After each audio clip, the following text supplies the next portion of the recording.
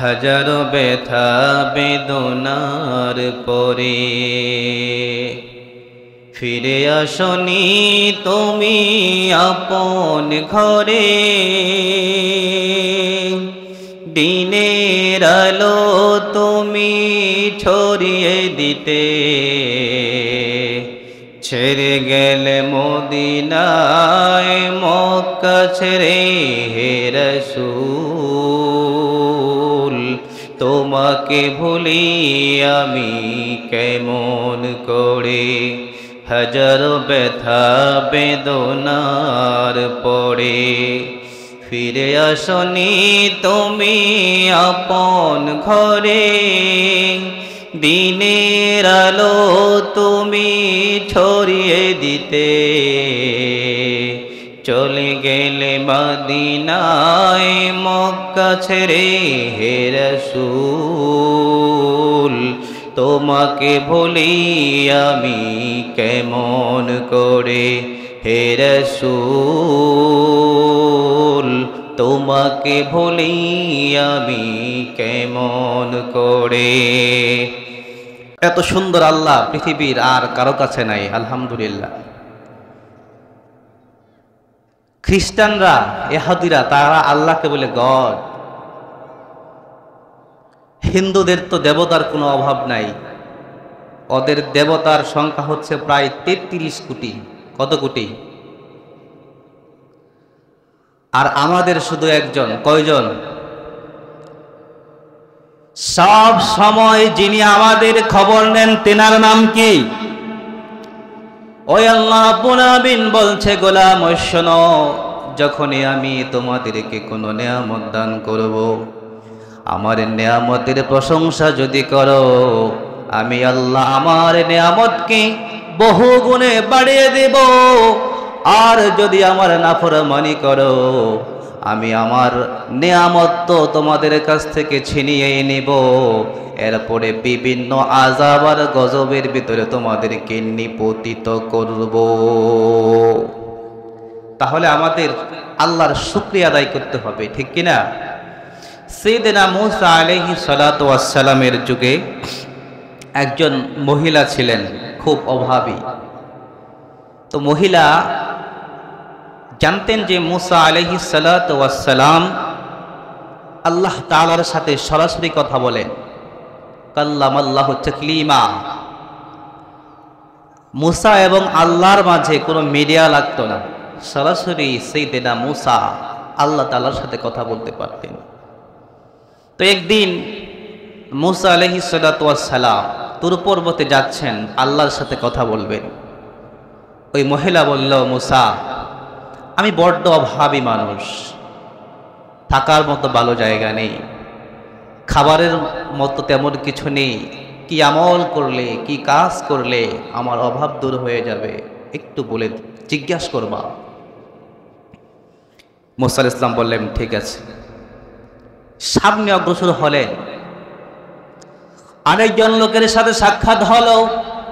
তিনি বললেন, ও পয়গম্বর মূসা, আল্লাহ তাআলা আমাকে এত বেশি সম্পদ দান করেছে, এই সম্পদ দেখাশোনা করতে গিয়ে আমি নামাজ পড়তে পারি না, আল্লাহর হুকুম ঠিক মতো মানতে পারি না। কি এমন আমল যে আমল করলে আমার সম্পদ আল্লাহ কমিয়ে দিবে? সাইয়েদনা মূসা বললেন, ঠিক আছে। এবার তুর পর্বতে যাওয়ার পরেই সাইয়েদনা মূসা আল্লাহকে জিজ্ঞাসা করলেন, ও আল্লাহ, তোমার এক বান্দি জানতে চেয়েছে কি আমল করলে তার সম্পদ বেড়ে যাবে, অভাব দূর হয়ে যাবে। আল্লাহ বললেন, মূসা, আমার বান্দিকে বলে দিবা সে যেন বেশি বেশি আমি আল্লাহর শুকরিয়া আদায় করে। আর আরেকজন ধনী মানুষ, সে আমাকে জিজ্ঞাসা করেছে কি আমল করলে তার সম্পদ কমে যাবে। আল্লাহ রাব্বুল আলামিন বললেন, মূসা, তাকে বলবা সেজন্য বেশি বেশি আমি আল্লাহর নাশুকরিয়া করে, কারণ নাশুকরিয়া করলে সম্পদ আমি আল্লাহ এমনিতেই কমায় দিব। মূসা আলাইহিস সালাম আসলেন। তো যিনি ধনী ব্যক্তি, ধনাঢ্য ব্যক্তিকে বললেন, মূসা, আল্লাহ আমার ব্যাপারে কি বলেছে? তো মুসা আলাইহিস সালাম বললেন যে আল্লাহ বলেছে আপনি যদি আল্লাহর নাশুকরিয়া করেন বেশি বেশি তাহলে সম্পদ এমনিতেই কমে যাবে। আল্লাহর গোলাম বলে আল্লাহর শুকরিয়া ছেড়ে দিব কেমন কথা, শুকরিয়া আরো বেশি আদায় করা শুরু করেছে, আল্লাহ তার সম্পদ আরো কমানোর পরিবর্তে আরো বাড়িয়ে দিয়েছে। সুবহানাল্লাহ। আর ওই যে মহিলা জিজ্ঞেস করলো আল্লাহ আমার ব্যাপারে কি বলেছে? মুসা আলাইহিস সালাম বললেন আল্লাহ আপনার ব্যাপারে বলেছে আপনি বেশি বেশি আল্লাহর শুকরিয়া আদায় করবেন। মহিলা তো এই কথা শুনে তেলে বেগুনে জ্বলে উঠেছে। মোটে পেটে খাবার নাই, থাকার জায়গা নাই, আবার শুকরিয়া। এই কথা বলার সাথে সাথে আকাশ থেকে একটা আগুনের ঝলক এসে ছোট্ট একটা কুটির ছিল সেটাকেও জ্বালিয়ে পড়ে দিয়েছে। এই জন্য আমরা সব সময় আল্লাহর শুকরিয়া আদায় করতে রাজি আছি তো ইনশাআল্লাহ। আমি আজকে আপনাদের সামনে সূরাতুল আনফাল থেকে আপনাদেরকে কিছু কথা শোনাবো ইনশাআল্লাহ। কারণ এই মাহফিলগুলো যারা আয়োজন করে তারা অনেক কষ্ট করে, এই জন্য আমাদের উচিত যারা বক্তা কিছু কথা মানুষদেরকে কোরআন থেকে শোনানোর জন্য। কোরআনের কথা অল্প হলেও আলহামদুলিল্লাহ, কারণ এই কোরআনের চেয়ে শ্রেষ্ঠ কিতাব পৃথিবীতে আর এই কিতাবের ভিতরে কোনো ভুল আছে, সংশয়, সন্দেহ? There is no doubt in it. This is the guidance for the people who are muttaqin. এটা এমন কিতাব যে কিতাবে কোনো ভুল নাই, সন্দেহ নাই, সংশয় নাই। নাজিল করেছে একজন, চিৎকার বেড়ে বলে তিনি কে?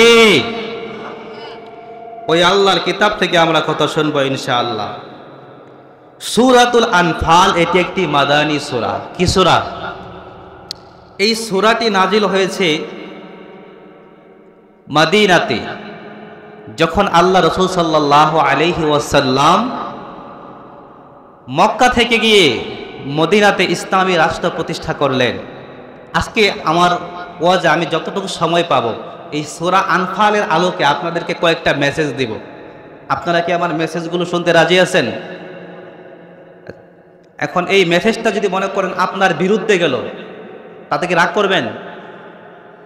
রাগ করবেন না। যদি আপনার দলের বিরুদ্ধে যায়, কথা বলে না, রাগ করবেন? কোরআনের কথা যদি আপনার নেতার বিরুদ্ধে যায়, দলের বিরুদ্ধে যায়, বা আপনার ব্যক্তির বিরুদ্ধে যায়, রাগ করা যাবে? কারণ এই কোরআন একমাত্র কিতাব যেটাতে কোনো পার্সিয়ালিটি নাই।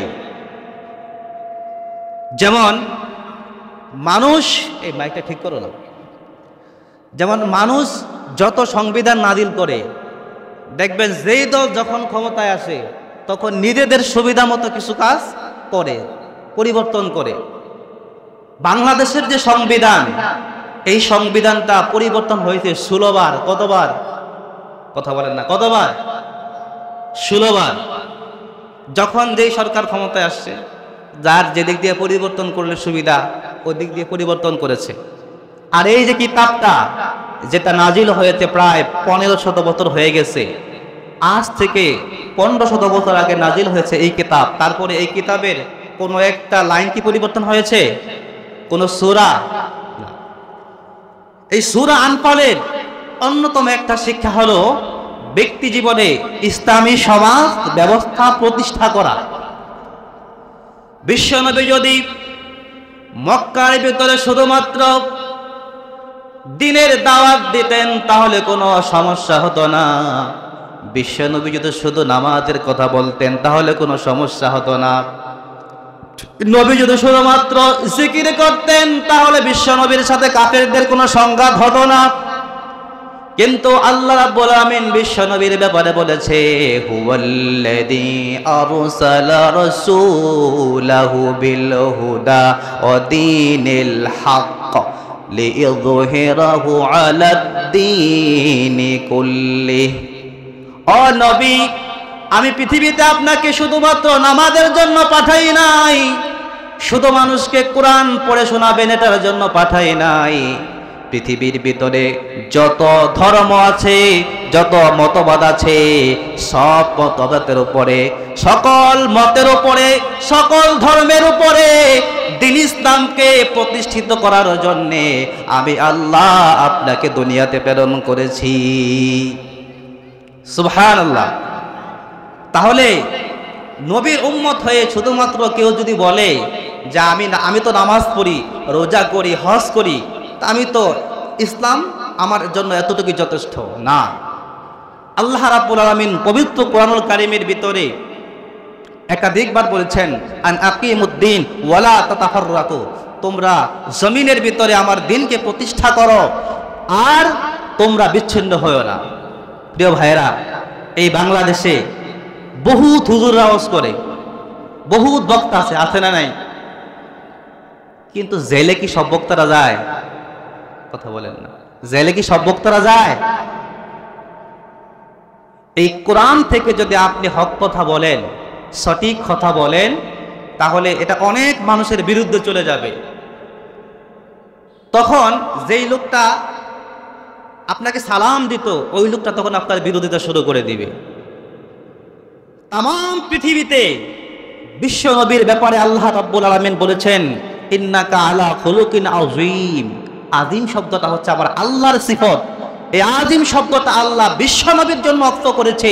এত মহান চরিত্রের যেই নবী, সেই নবী যেই নবী জীবনে কোনো একটা মিথ্যা কথা বলে নাই, কোনো মানুষকে জীবনে আঘাত করে নাই, ওই নবী যখন সমাজের ভিতরে আল্লাহর জমিনে আল্লাহর দ্বীনকে প্রতিষ্ঠা করার কথা বললেন, যারা বিশ্ব নবীকে এতদিন লাল গালিচার সংবর্ধনা দিত, যারা বিশ্ব নবীকে আল আমিন বলে ডাকতো, যারা বিশ্ব নবীকে ভালো মানুষ হিসাবে জানতো, মক্কার ভালো মানুষ হিসাবে, শ্রেষ্ঠ মানুষ হিসাবে জানতো, ওই নবী যখন নবুয়ত পাওয়ার পরে সমাজে যখন ইসলামী বিপ্লবের কথা বললেন, ইসলামী সমাজ এবং রাষ্ট্র ব্যবস্থার কথা বললেন, তখন ওই নবীকে তারা চরিত্র হনন করার জন্য বিভিন্ন ভাষায় গালিগালাজ করলো, এমনকি আমার নবীকে পাগল পর্যন্ত বলল। তাহলে আমরা আমাদের দেশে, আমাদের সমাজে শান্তি ততক্ষণ প্রতিষ্ঠিত হবে না যতক্ষণ পর্যন্ত আল্লাহর এই কোরআনটা সমাজের ভিতরে বাস্তবায়ন না হবে। এই জন্য আল্লাহর এই কোরআনটা সমাজে বাস্তবায়ন হোক, এটা আপনারা চান কি চান না? আজকে আমি যেই সূরা থেকে কথা বলতেছি, সূরাতুল আনফাল, এই সূরাতুল আনফালের হিস্ট্রিক্যাল ব্যাকগ্রাউন্ড হচ্ছে আল্লাহ রাব্বুল আলামিন কাফের এবং হক এবং বাতিলের মধ্যে এক বিশাল একটা যুদ্ধ সংঘটিত হয়েছিল বদরের প্রান্তরে। ওই বদরের প্রান্তরে এই যুদ্ধ সংঘটিত হওয়ার পরে মুসলমানদেরকে আল্লাহ তাআলা বিজয় দান করেছে এবং তারা অনেক সম্পদের মালিক হয়, গনিমত হিসাবে অনেক সম্পদ পায়। আমি বদর যুদ্ধে আপনাদের একটু হিস্ট্রিক্যাল ব্যাকগ্রাউন্ডের কথা বলি। যখন বদর যুদ্ধের জন্য ঘোষণা হলো, তখন ছিল রমজান মাস। কি মাস? এই রমজান মাসে আল্লাহ রাব্বুল আলামিন বদর যুদ্ধের জন্য বিশ্ব নবীকে প্রস্তুত হওয়ার জন্য বললেন। আল্লাহর হাবিব চিন্তা করলেন মুসলমানদের সংখ্যা খুব নগণ্য, অপরের দিকে কাফিররা আবু জাহেল, আবু লাহাবের নেতৃত্বে তাদের সংখ্যা অনেক বেশি, তাদের বড় বড় অত্যাধুনিক আধুনিক প্রযুক্তির বিভিন্ন ধরনের অস্ত্র রয়েছে। মুসলমানদের অস্ত্র নাই, মুসলমানদের ভারী কোনো অস্ত্র নাই, কিন্তু মুসলমানদের একটা জিনিস আছে, সেটার নাম কি? ঈমান। ঈমানের চেয়ে বড় সম্পদ, বড় বড় পাওয়ারওয়ালা অস্ত্র পৃথিবীতে আর একটাও থাকতে পারে। ওসামা বিন লাদেনের নাম শুনেছেন? ওসামা বিন লাদেন, এই ওসামা বিন লাদেন ছিলেন তামাম পৃথিবীর কুফফার শক্তির জন্য এমন একটা সিংহ পুরুষ। আমেরিকা থেকে শুরু করে আমেরিকা, রাশিয়া, সুইডেন, পৃথিবীর যত সুপার পাওয়ার রয়েছে, ওসামা বিন লাদেনের নাম শুনলেই তাদের অন্তরের ভিতরে কম্পন সৃষ্টি হয়ে যেত। আল্লাহু আকবার। কারণ ওসামা বিন লাদেনের ভিতরে আল্লাহ রাব্বুল আলামিন ঈমানের শক্তি দিয়েছে। আর ঈমানের শক্তি হলো এমন একটা শক্তি, তামাম পৃথিবীর কাফেররা যদি এক জায়গায় থাকে আর সেখানে যদি সামান্য কিছু ঈমানদার মুসলমান দাঁড়িয়ে যায়, ওই সামান্য মুসলমানদেরকে আল্লাহ রাব্বুল আলামিন তাদের উপরে বিজয় দান করে দিবে। এই জন্য যখন বদরের যুদ্ধ শুরু হয়ে গেল, আল্লাহ রাব্বুল আলামিন তার হাবিবকে বললেন, ও নবী, আপনি বদরের যুদ্ধের জন্য প্রস্তুতি নেন। আল্লাহর হাবিব সাল্লাল্লাহু আলাইহি ওয়াসাল্লাম সিজদায় পড়ে তিনি কান্না শুরু করে দিলেন।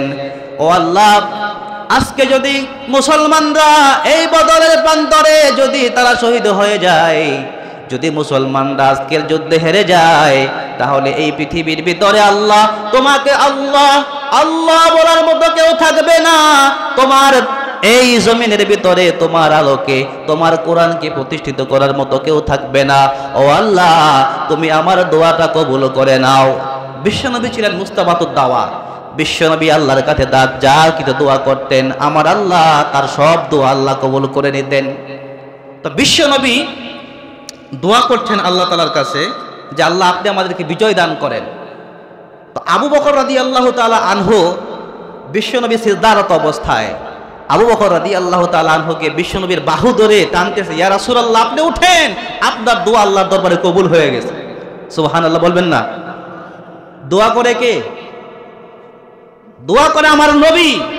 আর আবু বকর বলে, ইয়া রাসূলুল্লাহ আপনার দোয়া কবুল হয়ে গেছে। কারণ হলো আবু বকর জানে আল্লাহ রাব্বুল আলামিনের কাছে দোয়া কবুলের জন্য বিশ্ব নবীর এত মিনতি করে বলার দরকার নাই। কারণ আল্লাহ রাব্বুল আলামিন আমার নবীকে এত বেশি ভালোবাসে। আমার নবীর মুখের কথাও যেমন আল্লাহ বুঝে, আমার নবীর অন্তরের কথাটাও তেমনি ভাবে বুঝে। আল্লাহর হাবিব সাল্লাল্লাহু আলাইহি সাল্লাম যখন নামাজ ফরজ হলো, তিনি কিছুদিন বাইতুল মুকাদ্দাসের দিকে ফিরে নামাজ পড়তেন। নামাজ পড়ার পরে কিন্তু বিশ্বনবীর অন্তরে সবচাইতে একটা ব্যথা ছিল, ও আল্লাহ তুমি যদি কাবাকে আমার কেবলা বানায় দিতা আমার কত ভালো হতো, আমার কাছে ভালো লাগতো। এটা কিন্তু মুখে বলে নাই, শুধু অন্তরে কল্পনা করেছে। আল্লাহ রাব্বুল আলামিন নামাজের ভিতরে বিশ্বনবীর কেবলা পরিবর্তন করে দিল। সুবহানাল্লাহ। আমাদের কেবলা কিন্তু আগে বাইতুল মুকাদ্দাস ছিল, কাবা শরীফ ছিল না। আমার নবী শুধু একটু অন্তরের ভিতরে তামান্না করেছে, অন্তরে একটু আশা পোষণ করেছে, আল্লাহ কাবাকে আমাদের কিবলা বানায় দাও। আমার আল্লাহ নামাজের ভিতরে কোনো নোটিশ ছাড়া, উইদাউট এনি নোটিস, আল্লাহ সুবহানাহু ওয়া তাআলা কাবাকে আমাদের জন্য কেবলা করে দিয়েছে। আল্লাহু আকবার। দোয়া করে সেই নবী আবু বকর রাদিয়াল্লাহু তাআলা বলে, ইয়া রাসূলুল্লাহ ওঠেন, আপনার দোয়া কবুল হয়ে গেছে। এইদিকে নবী দোয়া করে, ওইদিকে আবার আবু জেহেল দোয়া করে। আচ্ছা আপনাদের কাছে যদি একটা প্রশ্ন করি, আচ্ছা আবু জেহেল কি আস্তিক ছিল না নাস্তিক ছিল? উত্তর কি দিবেন? মানে আল্লাহকে আবু জেহেল বিশ্বাস করতো, এটার পক্ষে না বিপক্ষে আপনারা? কিন্তু আমাদের এই ধারণাটা ভুল। আবু জেহেল কিন্তু আল্লাহকে বিশ্বাস করতো। বুখারী শরীফে আছে। কিরকম? যখন বদরের যুদ্ধ শুরু হলো, বদরের যুদ্ধ যখন শুরু হয়ে গেল, বদরের যুদ্ধে যাওয়ার পূর্বে আবু জাহাল কাবা শরীফের গিলাফ ধরে কাঁদে আর আল্লাহর কাছে দোয়া করে, ও আল্লাহ, ও কাবার মালিক। ভাষাটা কি? ও কাবার মালিক। তার মানে আবু জাহেল কাফের হলেও বিশ্বাস করতো যে এই কাবার একজন মালিক আছে। আল্লাহু আকবার। আবু জাহেল কাবা শরীফ ধরে দোয়া করে, ও মালিক, আজকে আপনার কাছে দোয়া করি, আমরা যদি হকের উপরে থাকি তাহলে বদরের যুদ্ধে আপনি আমাদেরকে বিজয় দিবেন, আর আমরা যদি হকের উপরে না থাকি তাহলে আপনি আমাদেরকে ধ্বংস করে দিয়েন। বুঝতে পেরেছেন? এটা কিন্তু বুখারী শরীফের ঘটনা বলতেছে আপনাদেরকে। আবু জাহেল দোয়া করে, যদি আমরা যদি হক হই, হকের পথে থাকি, তাহলে আপনি আমাদেরকে ধ্বংস করবেন না, আর মুহাম্মদ সাল্লাল্লাহু আলাইহি ওয়াসাল্লাম যদি হকের পথে না থাকে তাহলে আপনি তাকে ধ্বংস করে দিয়েন। আচ্ছা বলুন তো, দোয়াটা কবুল হয়েছিল কি হয় নাই? বুঝেন নাই কথা? বদরের যুদ্ধে আবু জাহেলের দোয়া কবুল হয়েছে না? কারণ আবু জাহেল দোয়া করেছে, যদি সে হকের পথে থাকে তাহলে আল্লাহ যেন তাকে বিজয় দান করে, আর যদি হকের পথে না থাকে তাহলে যেন তাকে ধ্বংস করে, তাকে পরাজিত করে। তাহলে আবু জাহেল কি পরাজিত হয়েছে না? তার দোয়া আল্লাহ কবুল করছে না? তার মানে আবু জাহেল বিশ্বাস করত যে এই কাবার একজন মালিক আছে। কিন্তু দুঃখ লাগে, নামদারি অনেক মুসলমান আমাদের সমাজে আছে যারা আমার আল্লাহকে পর্যন্ত বিশ্বাস করে না। এই জন্য বদরের যুদ্ধ যখন শুরু হয়ে গেল, আল্লাহ রাব্বুল আলামিন বিশ্বনবীকে বললেন, ও নবী, আপনার সৈন্য সামন্ত যা কিছু আছে তাই নিয়ে আপনি বদরের ময়দানে চলে যান। কারণ আমার বিশ্বনবী ছিলেন এই পৃথিবীর ভিতরে সবচাইতে বড় রণকৌশলগীর। যুদ্ধের এত বেশি জ্ঞান আমার নবীর ভিতরে ছিল। যখন বদরের ময়দানে যখন তাবু করল, বিশ্বনবী সাহাবীদেরকে ডেকে বললেন, সাহাবা একরাম, তোমরা আমাদের তাবুর চারপাশে অসংখ্য চুলার ব্যবস্থা করো, আর টয়লেটের সংখ্যা করবা কম, চুলার সংখ্যা করবা বেশি। আল্লাহু আকবার। আমার নবীর কি জ্ঞান যুদ্ধের ব্যাপারে। বদরের যুদ্ধে আল্লাহ নবী বলতেছে যে সাহাবা একরাম, তোমরা চুলা করবা বেশি। তো কেন? কারণ রাতের বেলা যখন মক্কা থেকে আবু জাহেলের গোয়েন্দা বাহিনী আসবে, তখন তারা দেখবে যে মুহাম্মদের যে লোক আসছে, যে পরিমাণ চুলা জ্বলতেছে, না জানি তার লোকের সংখ্যা কত বেশি। আবার টয়লেটের সংখ্যা কম বানাবা কারণ হলো, সকালবেলা যখন তারা দেখবে যে মুসলমানদের টয়লেটের ভিতরে মুসলমানরা অনেক লম্বা লাইন ধরেছে, তখন তারা বুঝবে তাদের মুসলমানদের সংখ্যা যুদ্ধের ভিতরে অনেক বেশি এসে গেছে। বুঝতে পেরেছেন কথা আমার? বলতে চুলার সংখ্যা বেশি, মানে চুলার সংখ্যা বেশি কেন? বেশি চুলা হইলে কাফেররা মনে করবে যে না জানি মুসলমানের সংখ্যা কত বেশি হয়ে গেছে। এরপরে বিশ্বনবী বললেন, সাহাবা একরাম, তোমরা মেসাক করতে থাকো। ওদিক দিয়ে আবু জাহাল যখন সৈন্যবাহিনী প্রেরণ করলো, মুসলমানরা তখন মেসাক শুরু করলো। আবু জাহেলের সৈন্যবাহিনী দেখতেছে, আবু জাহেলের গোয়েন্দা বাহিনী দেখে যে মুসলমানরা বিশাল বিশাল গাছ ধরে তারা চিবিয়ে চিবিয়ে খাচ্ছে, এটা দেখে তারা ভয় পেয়ে গেছে। মুসলমানরা কি করে? মেসওয়াক করে। আর আবু জাহেলের গোয়েন্দা বাহিনীর আল্লাহ চোখের ভিতরে দেখাইতেছে যে ওরা বিশাল বিশাল গাছ ধরে খেয়ে ফেলতেছে। তো এই সংবাদ আবু জাহেলকে গিয়ে দিছে যে মুসলমানদের সাথে আমাদের পারা কোনোভাবেই সম্ভব না। আরে ওরা এমন সৈন্যবাহিনী হাজির করেছে, ওরা দেখি বিশাল বিশাল গাছ ধরে চিবিয়ে চিবিয়ে খাচ্ছে, তা ওদের সাথে আমরা যুদ্ধ করবো কিভাবে? আল্লাহু আকবার। তা আল্লাহ রাব্বুল আলামিন বদর যুদ্ধে মুসলমানদেরকে বিজয় দান করলেন। এবার বদর যুদ্ধে বিজয় হওয়ার পরে মুসলমানরা অনেক গনিমতের মাল পেলেন। সেই গনিমতের মাল বন্টন করতে গিয়ে সাহাবা একরামের মাঝে দুটো দল হয়ে যায়। এই জন্য আল্লাহর হাবিব সাল্লাল্লাহু আলাইহি ওয়াসাল্লামকে রব্বুল আলামিন জানিয়ে দিলেন, হাবিব, আসআলুনাকা আনিল আনফালি কুলিল আনফালু লিল্লাহি ওয়ার রাসূল ফাত্তাকুল্লাহ ওয়া আসলিহু যাতা বাইনিকুম وأطيعوا الله ورسوله إن كنتم مؤمنين। যদি বলি আল্লাহু আকবার। আল্লাহ রাব্বুল আলামিন বললেন, ও হাবিব, লোকেরা আপনাকে জিজ্ঞাসা করবে আনিল আনফাল।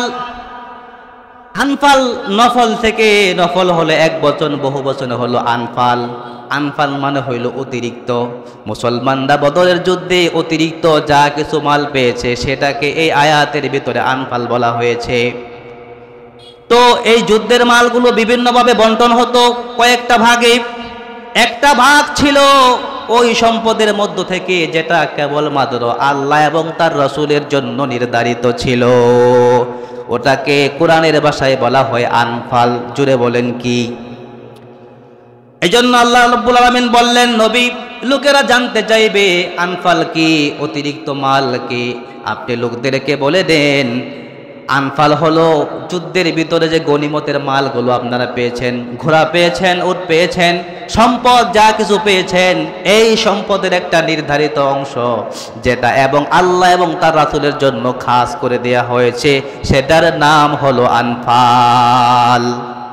এরপরে আল্লাহ রাব্বুল আলামিন বললেন, ফাত্তাকুল্লাহ, তোমরা আল্লাহকে ভয় করো, ওয়া আসলিহু যাতা বাইনিকুম, এবং তোমাদের পরস্পরের মধ্যে যে সমস্যা আছে সেটা তোমরা সংশোধন করে নাও। কারণ এই যুদ্ধের মাল বন্টন করতে গিয়ে সাহাবায়ে কেরামের মাঝে দুটো দল হয়ে যায়। বদরের ময়দানে যারা যুবক ছিল, ওই যুবকরা যুদ্ধের পরে কাফেরদের কাছ থেকে যে মালগুলো তারা পেয়েছে, উট পেয়েছে, এরপরে গাধা পেয়েছে, এই যে সম্পদগুলো তারা পেয়েছে, সোনাদানা পেয়েছে। আর যারা একটু বয়স বেশি ছিল তারা এই মালগুলোকে সংরক্ষণ করেছে। এই জন্য যখন মাল বন্টন করার সময় আসলো, যুবকরা বলল, ইয়া রাসূলুল্লাহ, যেহেতু আমরা এই মালগুলো সংগ্রহ করেছি, যুদ্ধের ময়দান থেকে সংগ্রহ করেছি, এই জন্য এই মাল থেকে আমাদেরকে বেশি দেওয়া লাগবে। আবার বুড়ারা বলে উঠলো, বৃদ্ধরা বলে উঠলো, ইয়া রাসূলুল্লাহ, এই মাল আমরা যেহেতু পাহারা দিয়েছি, এই জন্য এই মালের বেশি হকদার হলাম আমরা। তখন আল্লাহ রাব্বুল আলামিন এই সূরা আনফাল নাজিল করে বিশ্বনবীকে বলে দেন, ইয়ার ও নবী, আমি আপনাকে যে বন্টন নীতিমালা দিলাম, ওই বন্টন নীতি অনুযায়ী আপনি আপনার সম্পদগুলো, আনফালগুলো, যুদ্ধের ময়দানে যে মালগুলো পেয়েছেন সাহাবায়ে কেরামের মাঝে আপনি ভাগ করে দেন। আর আল্লাহ বললেন, ও সাহাবায়ে কেরাম, ফাত্তাকুল্লাহ, আমার নবী তোমাদেরকে যেভাবে সম্পদ ভাগ করে দিবে ওইটার ব্যাপারে আর তোমরা কোনো কথা বলবা না। এরপরে আল্লাহ রাব্বুল আলামিন বলেন, ওয়া আতিউল্লাহ ওয়া রাসূলাহু ইন কুনতুম মুমিনিন, তোমরা আমি আল্লাহ এবং তার রাসূলের আনুগত্য করো এবং তোমরা যদি মুমিন হয়ে থাকো। যুদ্ধের এই মাল নিয়ে যখন কথা কাটাকাটি হলো, তখন আল্লাহ তাআলা বললেন, তোমরা যদি মুমিন হয়ে থাকো তাহলে মুহাম্মদ সাল্লাল্লাহু আলাইহি সাল্লাম যে ফয়সালা দিয়েছে এই ফয়সালা তোমরা বিনা প্রশ্নে বিনা বাক্যে মেনে নাও। পরের আয়াতে আল্লাহ বলেন, ইন্নামাল মুমিনুনা আল্লাযীনা ইযা যুকিরাল্লাহ ওয়াজিলাত কুলুবুহুম ওয়া ইযা তুলিয়াত আলাইহিম যাদাতুহুম ঈমানা ওয়া আলা রাব্বিহিম ইয়াতাওয়াক্কালুন। আল্লাহ রাব্বুল আলামিন বলেন, আমার মুমিনদের বৈশিষ্ট্য হলো যখনই আমার মুমিনদের সামনে আমার কোরআনের আয়াত তেলাওয়াত করা হয়, তখন কোরআনের আয়াত শোনার সঙ্গে সঙ্গে আমার মুমিনের অন্তরটা বিগলিত হয়ে যায়। আর যখন মুমিনদের সামনে আমি আল্লাহর জিকির করা হয়, আমি আল্লাহর জিকির যখন করা হয়, তখন আল্লাহর ভয়ে তাদের অন্তরটা প্রকম্পিত হয়ে যায়। সুবহানাল্লাহ। এই জন্য এই কোরআনের কথা সবার কাছে ভালো লাগে না। যারা মুমিন, যারা আল্লাহকে বিশ্বাস করে, এই কোরআন তাদের কাছে ভালো লাগে। আর যারা ইসলামের বিপক্ষের মানুষ, তাদের কাছে কোরআনটা ভালো লাগে না। তাদের কাছে ভালো লাগে সিনেমা, তাদের কাছে ভালো লাগে গান, তাদের কাছে ভালো লাগে রূপবানের কোমর ঢোলানো নাচ। আছে না নাই? অনেক মানুষ আছে যারা এই কোরআনটা তাদের কাছে ভালো লাগে না। অথচ আল্লাহ রাব্বুল আলামিন বলেছেন, যদি তোমরা রহমত পেতে চাও তাহলে এই কোরআন তার কাছে আসো। ফাইযা কুরিয়াল কোরআন ফাসতামিউ লাহা ওয়া আনসিতু লাআল্লাকুম তুরহামুন। যখন তোমরা কোরআন তেলাওয়াত শোনো, যখন তোমাদের সামনে কোরআনটা তেলাওয়াত করা হয়, তখন তোমরা এই কোরআনটা মনোযোগ সহকারে শ্রবণ করো। মনোযোগ সহকারে যদি শ্রবণ করো, লাআল্লাকুম তুরহামুন, তাহলে আশা করা যায় এই কোরআন থেকে তোমরা আল্লাহর রহমত পাবে। আবার আল্লাহ রাব্বুল আলামিন এই কোরআনটাকে নাযিল করেছেন রহমত স্বরূপ। কি স্বরূপ? আল্লাহ রাব্বুল আলামিন বলেছেন, ওয়া নুনাজ্জিলু মিনাল কুরআনি মা হুয়া শিফাউন ওয়া রাহমাতুল লিল মুমিনিন। আল্লাহ রাব্বুল আলামিন বলেন, I have revealed the book as a mercy and remedy for the people. আমি আল্লাহ এই কোরআনটাকে নাজিল করেছি মুমিনদের জন্য শেফা হিসাবে, মুমিনদের জন্য প্রতিষেধক হিসাবে। বলেন সুবহানাল্লাহ। তাহলে এই কোরআনে রয়েছে রহমত, এই কোরআনে রয়েছে শিফা। এবার এই কোরআন থেকে শেফা এবং রহমত আমরা কিভাবে পাবো? এক নম্বর হচ্ছে এই কোরআনটাকে আমাদেরকে বুঝতে হবে। কি করতে হবে? কোরআন যদি বুঝি এবং কোরআন যদি পড়ি, তাহলে আল্লাহ তাআলা আমাদেরকে রহমত দিবে এবং দুনিয়া আখিরাতে আল্লাহ তাআলা আমাদেরকে নাজাত দিবে। এই দুনিয়াতে আল্লাহ রাব্বুল আলামিন আমাদেরকে প্রেরণ করেছেন, যতগুলো উদ্দেশ্য আল্লাহ রয়েছে, সেই উদ্দেশ্যগুলোর মধ্যে অন্যতম একটা উদ্দেশ্য হলো আল্লাহ তাআলার এই কোরআনটাকে বোঝা। কিন্তু দুঃখের সাথে বলতে হয়, এই কোরআন কপাল পোড়া মুসলমান আমরা অনেকেই বুঝি না। শতকরা 90% মানুষ বাংলাদেশের মুসলমান যারা কোরআন পড়তে পারে না। আর কোরআন শরীফ বুঝে এরকম মানুষ 5% হবে না। তাহলে এই কোরআন থেকে আমরা রহমত পাবো কিভাবে? অথচ এই কোরআন থেকে, এই কোরআন মানার কারণে, আমল করার কারণে সাইয়েদনা ওমর ফারুক রাদিয়াল্লাহু তাআলা আনহুর মতো মানুষ যিনি বিশ্বনবীকে হত্যা করতে গিয়েছিলেন, তার ব্যাপারে বিশ্বনবী বলেছেন যে আমার পরে যদি লাউ কানা নাবিয়্যাম মিন বাদি লাকানা উমর, আমার পরে যদি কোনো মানুষকে আল্লাহ নবী বানাতেন তাহলে সেই সম্মান আল্লাহ হযরত ওমর রাদিয়াল্লাহু তাআলা আনহুকে দান করতেন। আল্লাহু আকবার। নবীকে হত্যা করতে যায় কিরকম মানুষ, বুঝতে পেরেছেন? তাহলে আল্লাহ রাব্বুল আলামিন বলেছেন ইন্নামাল মুমিনুনা আল্লাযীনা ইযা যুকিরাল্লাহ, আমার মুমিনদের বৈশিষ্ট্য হলো যখনই আমার মুমিনরা আমি আল্লাহর নামটা স্মরণ করবে, আমি আল্লাহর জিকির করবে, ওয়াজিলাত কুলুবুহুম, আমার নামটা স্মরণ করে দেখে, আমার নামের জিকির করে দেখে তাদের অন্তরটা কেঁপে উঠবে, তাদের অন্তরটা প্রকম্পিত হয়ে যাবে। ওয়াইদা তুলিয়াত আলাইহিম, আর যখন তাদের সামনে তেলাওয়াত করা হবে আয়াতুহু, আমার কোরআনের আয়াত, জাদাতুহুম ঈমানা, তখন আমার বান্দাদের সামনে যখন এই কোরআনের আয়াত তেলাওয়াত করা হবে, কোরআন শোনার পরে আমার বান্দাদের ঈমান যা আছে তা আল্লাহ আরো বাড়িয়ে দেন। সুবহানাল্লাহ। কার কথা? আল্লাহ বলছেন ইদা তুলিয়াত আলাইহিম আয়াতুহু জাদাতহুম ঈমান। আল্লাহু আকবার। যখন আমার বান্দারা আমার আয়াত শুনে আমি আল্লাহ তাদের ঈমানকে বাড়িয়ে দেই, কিন্তু এটা আল্লাহ সবাইকে বাড়ায়া দেন না। কারণ কিছু মানুষ আছে যাদের হৃদয়টা বক্র, ফি কুলুবিহিম মারাদুন ফাযাদাহুমুল্লাহু মারাদা।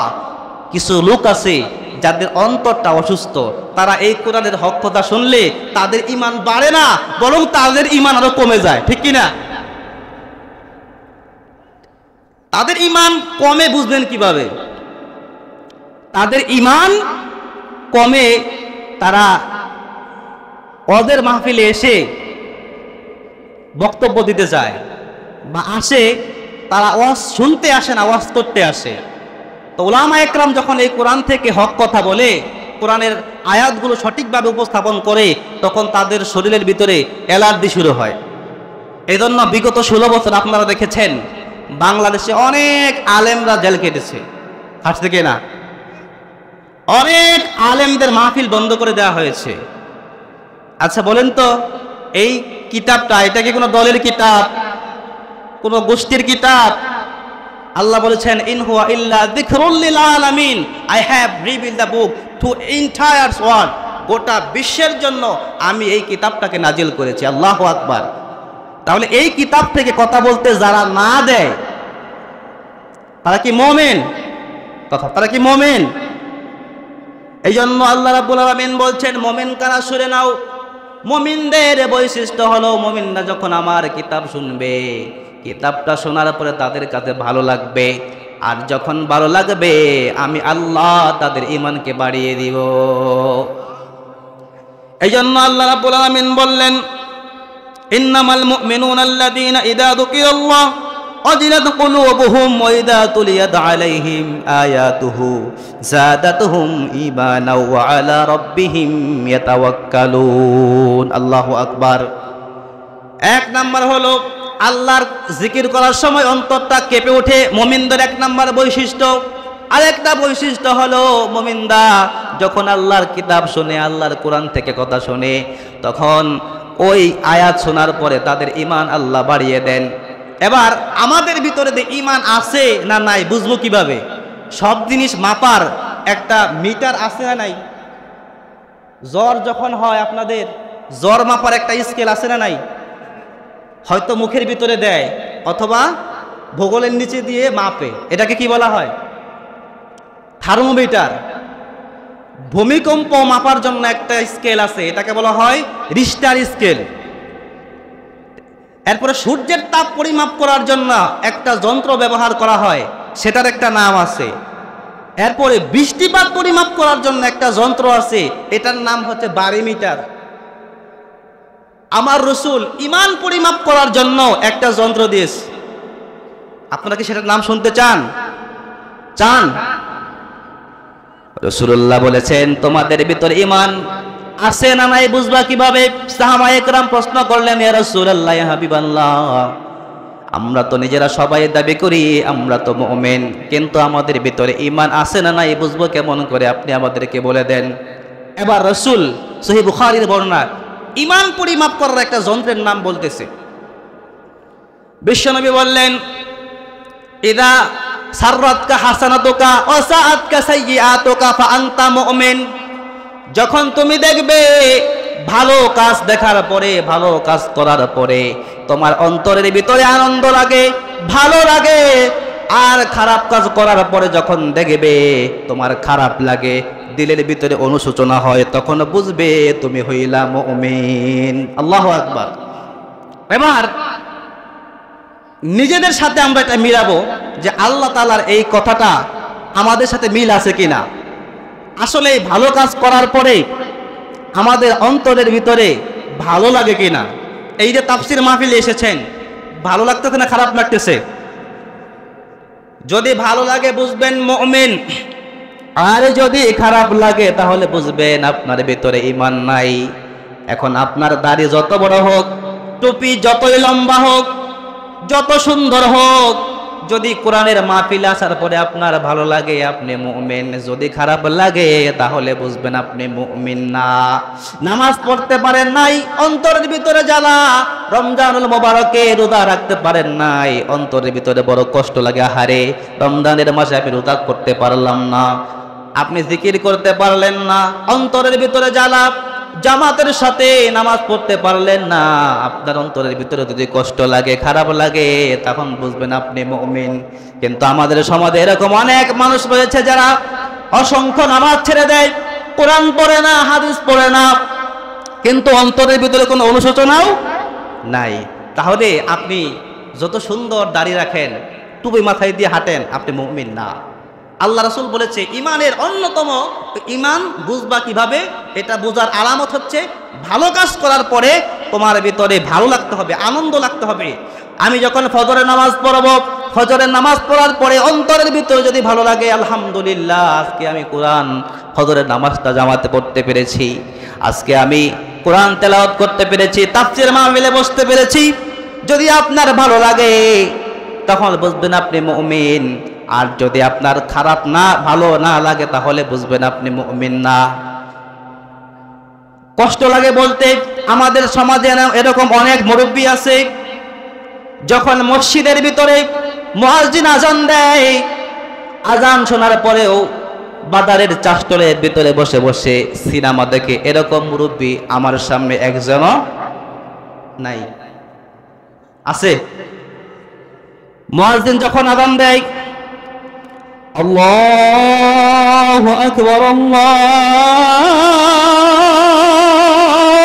আকবার, এরকম ভাবে যখন মুয়াজ্জিন আযান দেয়, আযান শোনার পরেও যারা মসজিদে যান না, আপনি বাজারের ভিতরে বসে থাকেন, ঘরের ভিতরে বসে থাকেন, বুঝবেন আপনার ভিতরে ঈমান নাই।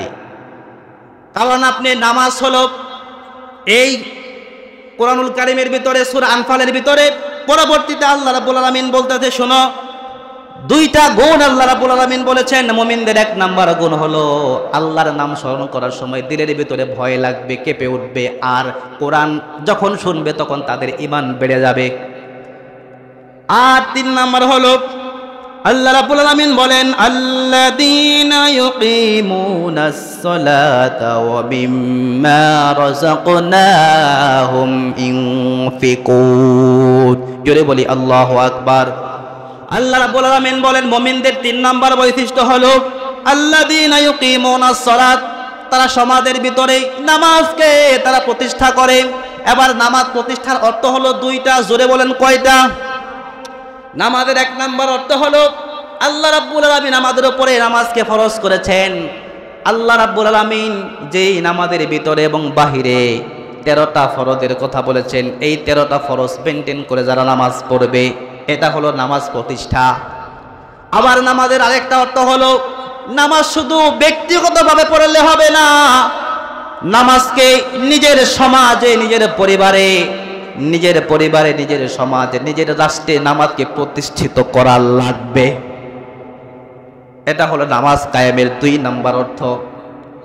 এবার অনেক মানুষ আছে, অনেক মুসলমান আছে যারা, যদি নামাজ কায়েমের কথা বলি, নামাজ পড়লে কোনো সমস্যা নাই, নামাজ ব্যক্তিগতভাবে পড়লে কোনো সমস্যা নাই। যদি বলি ভাই আসেন আমরা নামাজকে রাষ্ট্রীয়ভাবে প্রতিষ্ঠা করি, তখনই এক ধরনের মুসলমান আছে, তখন তারা বলে হুজুর আপনি রাজনীতির কথা বলেন। এই কোরআনের কথাকে যারা রাজনৈতিক কথা বলে কটাক্ষ করে, এরা যত বড় হাজি হোক, যত বড় নামাজি হোক, জুব্বা যত বড় লম্বা হোক, এরা কখনো মুমিন হতে পারবে? আল্লাহর এই জমিনে আল্লাহর দ্বীন কায়েম করার কথা বললে যারা বলে হুজুর আপনি রাজনৈতিক বক্তব্য দেন, রাজনৈতিক কথা বলেন, ও যতই হোস্ট করুক না কেন, কাবা শরীফের ভিতরেও যদি তার মরণ হয়, তারপরে সেই ব্যক্তি মুমিন হতে পারে? কথাটা কার? সমাজে নামাজ প্রতিষ্ঠা করতে হবে, এটা কি মানসুর আহমেদের বক্তব্য না আল্লাহর বক্তব্য? এবার বলবেন হুজুর দলিল, আমি দলিল দিচ্ছি। সূরাতুল হজ আল্লাহ রাব্বুল আলামিন বলেন আল্লাযীনা ইম্মাক্কান্নাহুম ফিল আরদি আকামুস সালাত ওয়া আতাউস যাকাত ওয়া আমারু বিল মা'রুফ ওয়া নাহাউ আনিল মুনকার। আল্লাহ রাব্বুল আলামিন বলেন আমি যদি আমার কোন গোলামকে রাষ্ট্রীয় ক্ষমতায় বসাই, কিসে বসাই? আমি যদি আমার কোন গোলামকে রাষ্ট্রীয় ক্ষমতা দান করি, রাষ্ট্রীয় ক্ষমতায় যাওয়ার পরে তারা কাজ করবে 4 দফা। জোরে বলেন কয় দফা? আরো জোরে বলেন কয় দফা? 1 নম্বরে হলো আল্লাযীনা ইম্মাক্কান্নাহুম ফিল আরদ আকামুস সালাত, তারা সমাজের ভিতরে, নিজেদের পরিবার, সমাজ, রাষ্ট্রের ভিতরে তারা নামাজ কায়েম করবে। কার কথা? আল্লাহ রাব্বুল আলামিন বললেন রাষ্ট্রীয় ক্ষমতায় যাওয়ার পরে 1 নম্বরে নামাজের সমাজ প্রতিষ্ঠা করা লাগবে। 2 নাম্বার আল্লাহ রাব্বুল আলামিন যেখানেই নামাজের কথা বলেছেন সেখানেই আল্লাহ রাব্বুল আলামিন যাকাতের কথা বলেছেন। সুবহানাল্লাহ। কারণ এই নামাজ আর যাকাতের ভিতরে একটা গভীর সম্পর্ক রয়েছে। কি রকম? যাকাতের মূল উদ্দেশ্য হচ্ছে সমাজ থেকে দারিদ্রতা বিমোচন করে দেওয়া।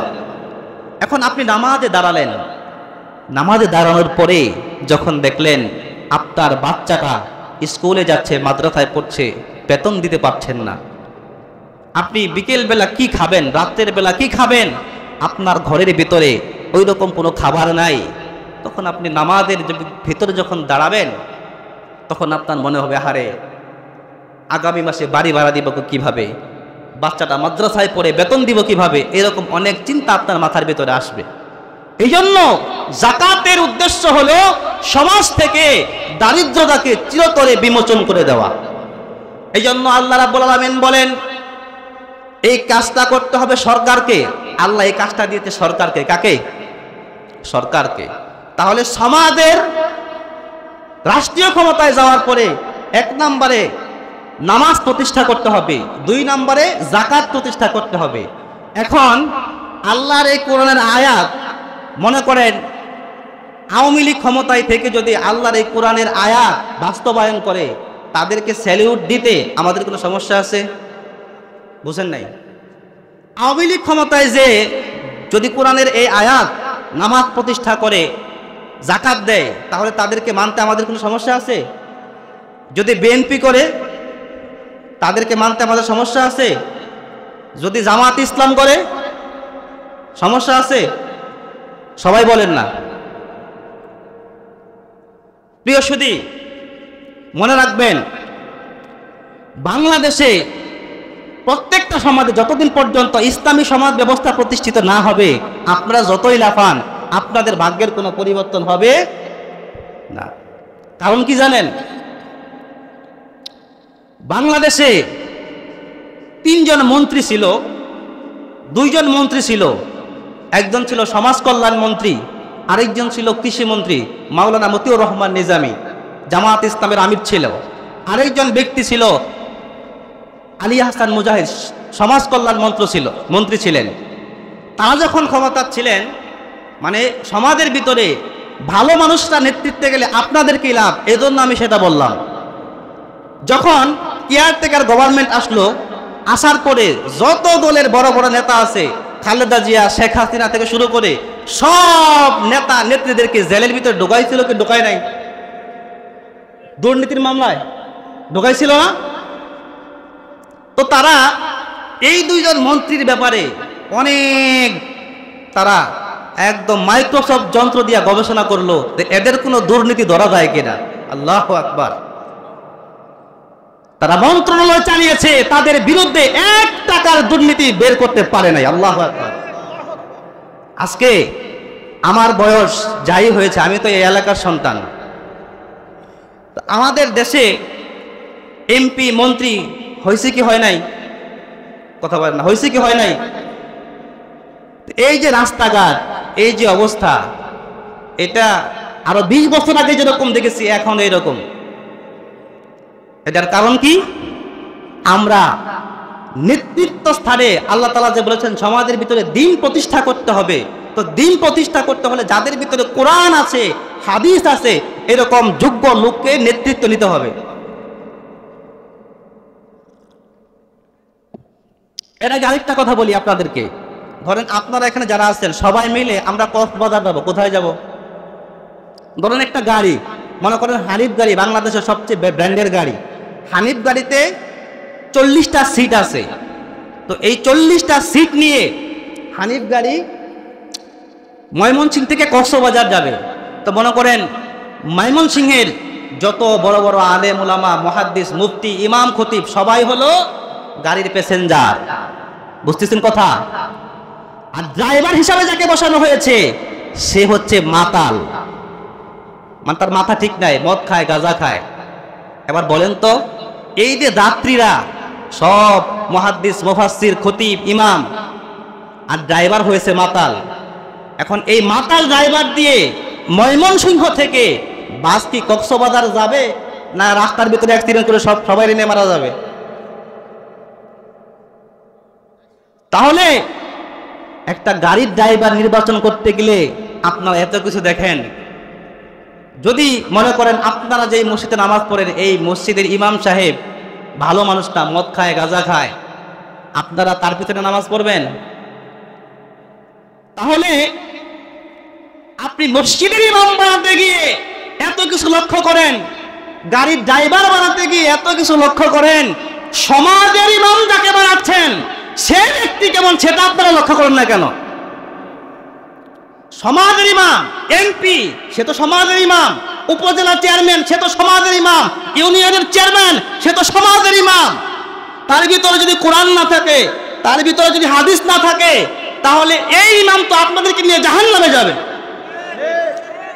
এই জন্য তো দেখা যায় কোরআন সুন্নাহর অন্তরে না থাকার কারণে এরকম মানুষকে যখন আমরা আমাদের ইমাম বানাই, তখন তারা রাস্তার ভিতরে, রডের ভিতরে বাস দিয়ে দেয়। তাহলে আগামীতে আপনারা চান না এমন একটা সমাজ, এমন একটা বাংলাদেশ প্রতিষ্ঠিত হোক যেখানে নেতৃত্ব দিবে যাদের অন্তরে কোরআন আছে, যাদের ভিতরে সুন্নাহ আছে? এরকম চান না? আপনারা মনে রাগ করেছেন আমার কথায়। আসলে ভাই, আল্লাহ তাআলা আমাকে যতটুকু কোরআনের জ্ঞান দিয়েছে, আপনার প্রত্যেক নবীকে আল্লাহ তাআলা বলেছেন, হে নবী, আপনি আপনার কওমকে সতর্ক করেন, কওমকে দ্বীন বুঝান। আপনারা আমার এলাকার মানুষ, আগে যেভাবে চলেছেন সেটা চলে গেছে। এখন আমি যেহেতু এই এলাকার সন্তান, আপনাদের প্রতি আমার একটা হক আছে, আপনাদেরকে বুঝানো যে আসলে আমরা কোন পথে আছি, কোন পথে আমাদের আসতে হবে। আপনাদের অনেকেই মন খারাপ হয়ে গেছে। আমি যে কথাগুলো বললাম এটা কোরআন থেকে বলেছি না? এই যে বললাম যে আল্লাযীনা ইউকিমুনাস সালাত, তোমরা নামাজকে প্রতিষ্ঠা করো সমাজের ভিতরে, তোমাদের পরিবারে। তো সমাজের ভিতরে কেমন করে আমরা নামাজ প্রতিষ্ঠা করব, এই দায়িত্বটা আল্লাহ রাব্বুল আলামিন দিয়েছেন। যারা ক্ষমতায় যাবে তাদের 1 নাম্বার দায়িত্ব হলো তারা সমাজের ভিতরে তারা নামাজ প্রতিষ্ঠা করবে। 2 নাম্বার দায়িত্ব হলো তারা ক্ষমতায় যাওয়ার পরে সমাজের ভিতরে তারা যাকাতের সমাজ প্রতিষ্ঠা করবে। কারণ যাকাত, যদি যাকাতের সমাজ সরকার কেন করবে? আমরা দিলে কি হবে না? কথা বলে না, যাকাত আমরা দিলে হবে না? যাকাত আমরা দিলে হবে, কিন্তু আল্লাহ এই দায়িত্বটা দিলেন সরকারের কাছে। সরকার যাকাত কালেক্ট করবে, সরকার যাকাত কালেক্ট করে এটা সমাজের ভিতরে যারা দরিদ্র মানুষ আছে তাদের মাঝে বিতরণ করে দিবে। এবার বলবেন যে সরকার কেন করবে? ধরেন আমি হুজুরের কাছ থেকে, আমি গরিব, হুজুর আমাকে জাকাতের টাকা থেকে 5,000 টাকা দিল। কথা বুঝতেছেন কিনা? আজকে আমি বেশি সুর দিচ্ছি না, কোরআন বোঝানো দরকার আপনাদেরকে, এই জন্য কোরআন থেকে কথা বলতেছি।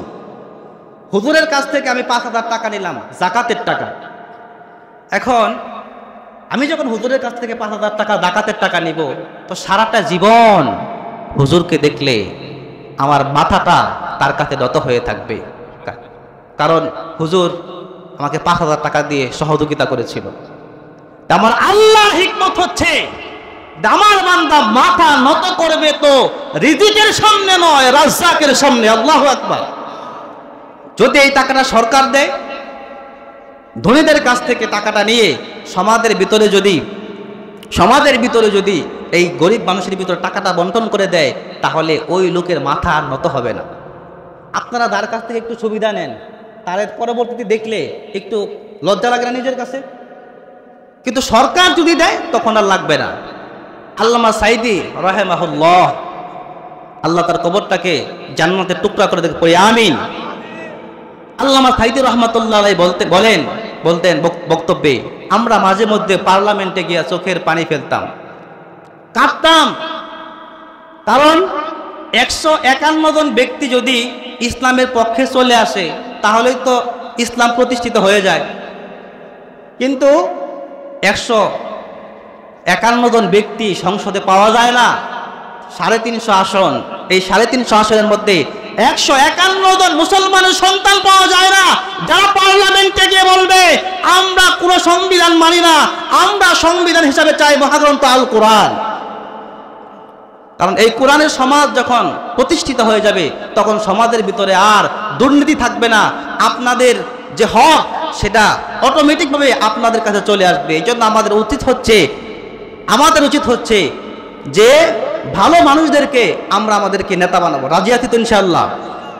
আল্লাহ রাব্বুল আলামিন সূরা এই আনফালের ভিতরে বলতেছে যে এই কাজগুলো যারা করবে, হুমুল মুমিনুনা হাক্কা লাহুম দারাজাতুন ইনদা রাব্বিহিম ওয়া মাগফিরাতুন ওয়া রিজকুন কারীম। জোরে বলি আল্লাহু আকবার। আল্লাহ রাব্বুল আলামিন বলেন, যারা নামাজ প্রতিষ্ঠা করবে, যাকাতের সমাজ প্রতিষ্ঠা করবে, আমি আল্লাহ তাদেরকে 2টা পুরস্কার দিব। জোরে বলেন কয়টা? 1 নাম্বার হলো আমি আল্লাহ তাদেরকে ক্ষমা করে দিব। 2 নাম্বার, আমি তাদেরকে এমন জায়গা থেকে রিজিক দিব, এমন সম্মানিত রিজিক দিব যেটা আমার বান্দা কখনো কল্পনা করে নাই। তাহলে আমরা কি এই কোরআনের সাথে থাকতে রাজি আছি তো ইনশাআল্লাহ? আমাকে শেষ করে দিতে বলা হয়েছে, তো সূরা আনফাল থেকে আমাদের যেই মেসেজগুলো দিতে হবে, 1 নাম্বার হচ্ছে আমাদেরকে নেতৃত্ব গঠনে ভালো মানুষদেরকে নেতা বানাতে হবে। কেমন মানুষদেরকে? সৎ এবং যোগ্য, যাদের ভিতরে তাকওয়া আছে, এরকম লোকদেরকে নেতা বানাতে হবে। আমাদের এই যে এলাকার যে অবস্থা, আমরা 20 বছর আগে রাস্তাঘাট যেরকম দেখছি এখন এরকম আছে, কত এমপি কত মন্ত্রী গেল, আমাদের ভাগ্যের উন্নয়ন হয় নাই। এমনও এমপি মন্ত্রী আমাদের ছিল যারা সারাদিন মদ খেয়ে মাতাল হয়ে পড়ে থাকতো। আপনারা কি চান যে আগামীতে এরকম মাতাল ব্যক্তিরা আমাদের নেতা হোক? আমরা চাই সৎ যোগ্য ব্যক্তিকে ইনশাআল্লাহ আমরা আগামীতে আমরা নেতা নির্বাচন করব ইনশাআল্লাহ। তাহলে আল্লাহ আমাদেরকে ক্ষমা করে দিবে। যদি আমরা আল্লাহর ক্ষমা আমরা চাই কি চাই না? আল্লাহর ক্ষমা পাইতে হলে আমাদের এই কাজগুলো করতে হবে। আল্লাহ তাআলা আমাদের সকলকে তৌফিক দান করুক, পড়ি আমিন। আচ্ছা ঠিক আছে আমি শেষ। তাহলে আমি বলছিলাম সূরা হজ থেকে বলছিলাম যে 1 নাম্বার, যে আমাদেরকে রাষ্ট্রীয় ক্ষমতায় যাওয়ার পরে রব্বুল আলামিন আমাদেরকে, যারা রাষ্ট্রীয় ক্ষমতায় যাবে তাদেরকে রব্বুল আলামিন 4টা দায়িত্ব দিয়েছে। 1 নাম্বার হলো তারা রাষ্ট্রীয় ক্ষমতায় যাওয়ার পরে তারা নামাজ প্রতিষ্ঠা করবে, 2 নাম্বার তারা যাকাত প্রতিষ্ঠা করবে, 3 নাম্বার হলো তারা সৎ কাজের আদেশ করবে, 4 নাম্বার মন্দ কাজ থেকে তারা জাতির মানুষকে তারা নিষেধ করবে। এখন আমাদের দ্বারা নেতা হয়, নেত্রী হয়, তারা কি আমাদের সন্তানদেরকে, আমাদের কর্মীদেরকে বলে নাকি বাবারা মদ খেও না, টেন্ডারবাজি করো না, চাঁদাবাজি করো না, এরকম বলে নাকি? বুঝেন নাই? আমাদের নেতারা যারা হয় তারা কি বলে যুবক ছেলেদেরকে ডেকে, হে যুবক এদিকে আসো, রাস্তার টাকা মেরে খেও না, এলাকাতে টেন্ডারবাজি করো না, মাস্তানি করো না, ক্ষমতার জোরে মানুষের জায়গা জমি দখল করো না, মিথ্যা মামলা দিও না, মদ খেও না, গাঁজা খেও না, হেরোইন খেও না। আমাদের নেতারা কি এগুলো বলে? তাহলে যারা এই সমস্ত কথা বলে না তারা মুসলমানদের নেতা হওয়ার যোগ্যতা রাখে? এজন্য সৎ এবং যোগ্য নেতা আমাদেরকে নির্ধারণ করতে হবে। বিশ্বনবীর কাছে সাহাবা একরাম বললেন, ইয়া রাসূলুল্লাহ আলা তাদউ লানা আলা তাগসুর লানা ইয়া রাসূলুল্লাহ, আপনি কি আমাদের জন্য দোয়া করেন না? আপনি কি আমাদের জন্য আল্লাহর কাছে সাহায্য চান না? আল্লাহ রাব্বুল আলামিন বললেন, ও আল্লাহ রাব্বুল আলামিনের হাবিব বললেন, ও সাহাবীরা তোমরা বড্ড তাড়াহুড়া করছো, খুব তোমরা তাড়াহুড়া করছো। অচিরেই যখন এমন এই সমাজের ভিতরে যখন কোরআন বাস্তবায়িত হয়ে যাবে, এমন একটা সমাজ প্রতিষ্ঠিত হয়ে যাবে, সানা থেকে হাজারামাউত থেকে মদিনা পর্যন্ত একটা মহিলা একা একা রাতের বেলা সে সফর করবে, তার অন্তরের ভিতরে আল্লাহর ভয় ছাড়া আর কোনো ভয় থাকবে না। এখন কি আমরা আমাদের মেয়েদেরকে স্কুলে পাঠাই, মাদ্রাসায় পাঠাই, আমরা কি এই নিরাপত্তাকে দিতে পারি যে আমার মেয়েটা ইজ্জত আব্রু নিয়ে বাড়িতে ফিরতে পারবে? পারবো? এরকম নিশ্চয়তা দিতে পারি আমরা? কিন্তু যদি কোরআনের সমাজ প্রতিষ্ঠিত হয়ে যায় তাহলে এই নিশ্চয়তা কোরআন দিবে। বলেছেন কে? প্রিয় সুধী, এই জন্য সৌদি আরবে কোরআনের আইন সব নাই, কিছু কিছু আছে। আল্লাহ রাব্বুল আলামিন এই কোরআনের ভিতরে 500টা আইন দিয়েছেন। কতটা? আরো জোরে বলেন, কয়টা? এই 500টা বিধান যদি সমাজে বাস্তবায়ন হয়ে যায় তাহলে এই সমাজটা একটা স্বর্ণের সমাজ হয়ে যাবে।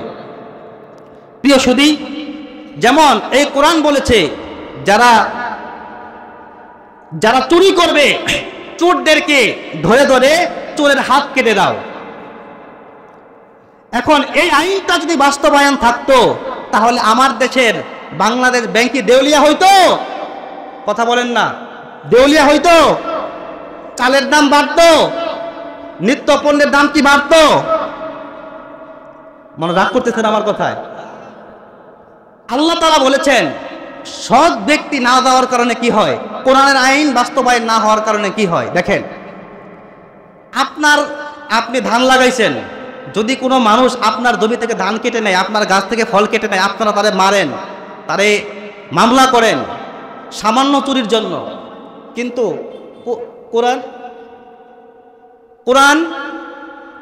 কোরআন বলছে না, পেটের দায়ে যারা চুরি করে তাদের হাত কাটা যাবে না। যারা অভাবে নয় স্বভাবে চুরি করে ওই চোরদের হাত কেটে দাও। যারা পদ্মা সেতুর হাজার হাজার মিলিয়ন বিলিয়ন টাকা চুরি করে, যারা আমেরিকা, সুইডেন, এরপরে হচ্ছে ইউরোপ আমেরিকাতে যারা বাড়ি বানিয়েছে, এই দেশের গরিব মানুষের রাস্তার টাকা মেরে যারা বড় বড় অট্টালিকা করেছে, ইন্ডিয়াতে বাড়ি করেছে, আল্লাহর এই কোরআনের আইন অনুযায়ী যদি ওই সকল চোরদেরকে ধরে বাইতুল মুকাররমের সামনে জমার পরে বাইতুল মুকাররমের গ্র্যান্ড মুফতি একটা ঘোষণা দিয়ে দিত যে রাষ্ট্রের টাকা চুরি করার অপরাধে, পদ্মা সেতুর টাকা চুরি করার অপরাধে, মেট্রো রেলের টাকা চুরি করার অপরাধে চোরের হাত কেটে দেওয়া হবে, যদি এরকম একটা চোরের বিচার করা হতো তাহলে আমার দেশ সোনার দেশ হয়ে যেত। তাহলে কি আর কোন ব্যক্তি যারা কলমের খোঁচায় হাজার হাজার টাকা চুরি করে, হাজার হাজার লক্ষ লক্ষ কোটি টাকা চুরি করে বিদেশে পাচার করে, তারা কি এই সাহস পাইতো? তাহলে এই জন্য আমরা চাই না আল্লাহর এই কোরআনটা সমাজে বাস্তবায়ন হোক। আল্লাহ কবুল করুক, পড়ি আমিন।